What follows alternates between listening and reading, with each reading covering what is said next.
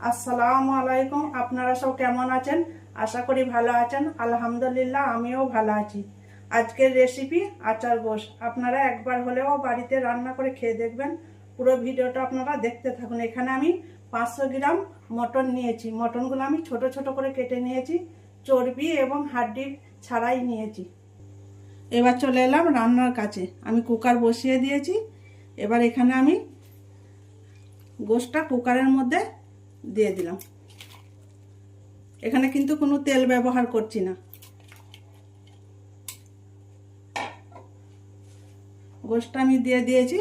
এবার আমি গোশের ওপরে আমি 1 চামচ নুন, 1 চামচ হলুদ গুঁড়ো আর আদা রসুন বাটা আমি 2 চামচ দিয়ে দিলাম। দিয়ে আমি এটা খানিকক্ষণের জন্য নাড়াচাড়া করে নেব। এখানে কিন্তু কোনো তেল ব্যবহার করা হচ্ছে না, আবারও আমি আপনাদেরকে বলে দিলাম। 2-3 মিনিটের মতো আমি নাড়াচাড়া করে নিয়েছি গোশটা। এবার আমি পরিমাণ মতো পানি দিয়ে দিচ্ছি। এখানে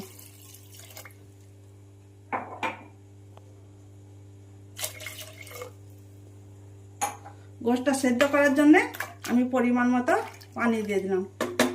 এবার কুকারের ঢাকনাটা লাগিয়ে আমি 6 থেকে 7টা সিটি দিয়ে নেব।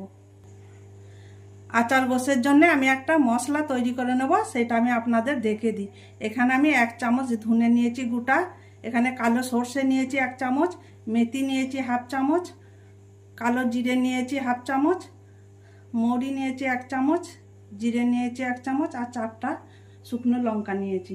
এগুলো আমি হালকা ভেজে পাউডার তৈরি করে নেব মিক্সচারে। এখানে আমি চুলোটা অন করে দিয়েছি। এবার আমি সব মশলাগুলো হালকা ভেজে নেব।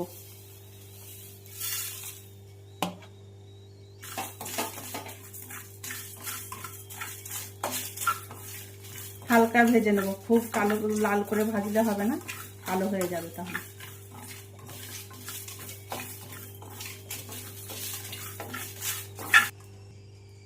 মশলাগুলো থেকে একটা সুন্দর গন্ধ বেরিয়েছে। এবার আমি মশলাটা ঢেলে নেবো, দিয়ে ঠান্ডা হয়ে গেলে মিক্সচার আমি পাউডার তৈরি করে নেব।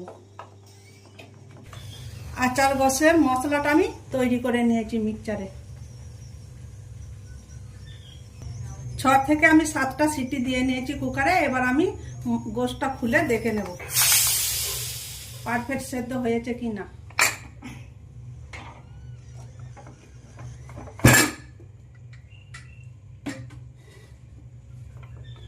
এই দেখুন বন্ধুরা, একেবারে পারফেক্ট সেদ্ধ হয়ে গেছে। এবার আমি অন্য একটা পাত্রে ঢেলে নেব। ঝোল রাখবেন না, ঝোল থাকলে আপনারা ফুটিয়ে মেরে নেবেন। মটনটা আমি অন্য পাত্রে ঢেলে নিয়েছি। এবার আমি কড়াই বসিয়ে দিয়েছি, কড়াইটা গরম হয়ে গেছে। এবার সাদা তেল আমি পরিমাণ মতো দিয়ে দিলাম। এই আচার গোশের জন্য তেল একটু বেশি দিতে হবে।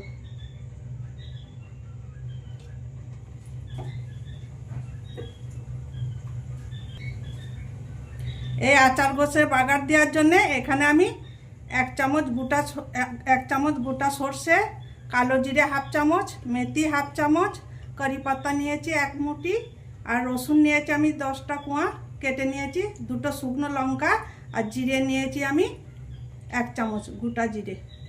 এগুলো আমি বাগার দেব। তেল গরম হয়ে গেছে। এবার আমি সব গোটা মশলাগুলো বাগার দেওয়ার জন্য একে একে সব দিয়ে দিলাম।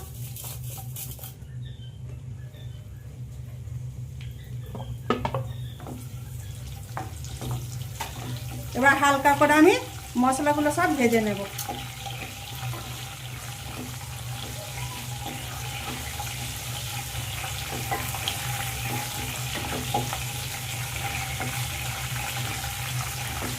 হালকা করে মশলাগুলো সব ভাজা হয়ে গেছে। এবার আমি এখানে মটনটা দিয়ে দিলাম।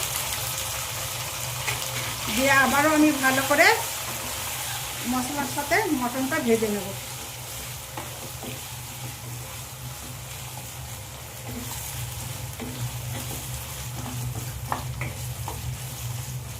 মশলার সাথে ভালো করে মটনটা আমি ভেজে নিয়েছি। এবার যে আমি পাউডারটা করে রেখেছিলাম গোশ আচারের, সেটা আমি এখানে দিয়ে দিলাম। দিয়ে আবারও আমি 3-4 মিনিট ধরে মশলাটা মটনের সাথে ভালো করে কষিয়ে নেব।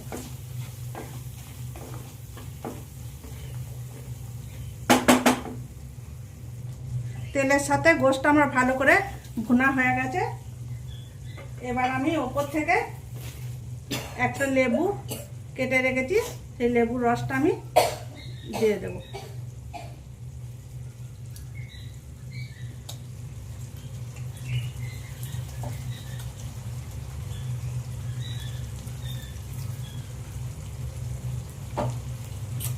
লেবুর রসটা দেওয়ার পর আমি ভালো করে আবারও গোশের সাথে লেবুর রসটা মিশিয়ে নেব।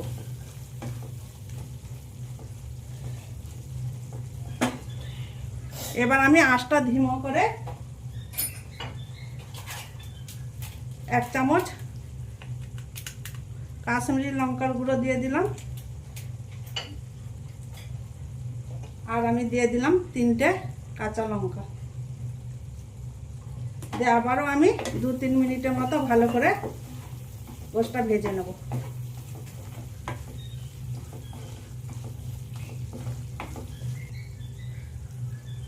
আচার গোশটা আমার ফাইনালি তৈরি হয়ে গেছে। এবার আমি গ্যাসটা বন্ধ করে দিলাম।